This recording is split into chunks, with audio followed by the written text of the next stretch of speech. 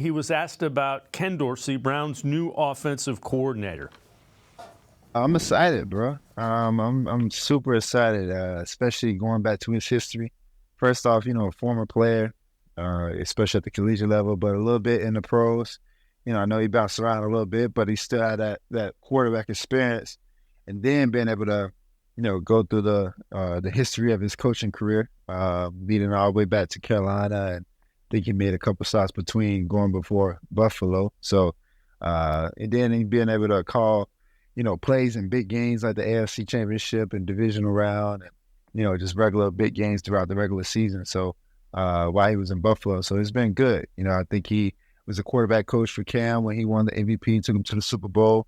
I think the last couple of years, Josh, everyone knows what Josh been doing up in Buffalo. I think he came second and third a couple of times for the MVP. So, yeah, man, I was super excited to just get up there in Cleveland and get the playbook and just learn from him. And I heard his press conference too. That was dope to be able to hear what he said. Made me one of those top quarterbacks again. So that's the key. Scott, I know you. Two things. He mentioned play calling with Ken Dorsey, so that I thought that was a little interesting. And I know you also wrote an article about the staff could lead to a new look offense. Take us through that whole article and the dynamic, just what you were thinking with this.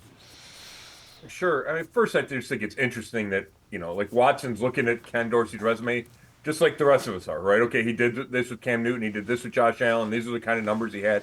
I think that's all you can go on, even if you're a media member or a player, based on, until you get to know the guy, right? Until Deshaun Watson sits in a room with Ken Dorsey day after day. I know they've talked, but it's not the same.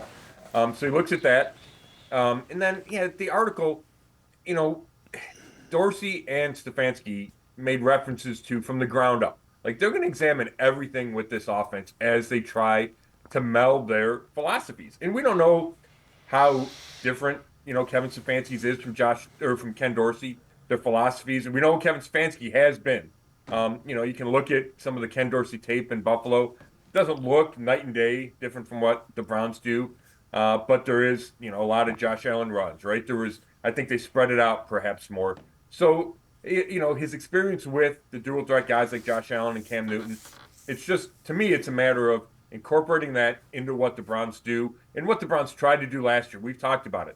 More shotgun, right? More RPOs, more three-wide personnel. Stuff Deshaun Watson likes to do.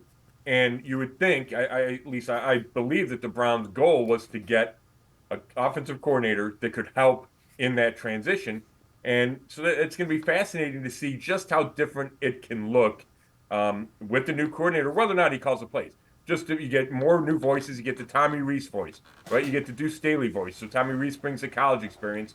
Just how different this offense will look next year. The other thing is, as we were talking through that, it just kind of clicked with me.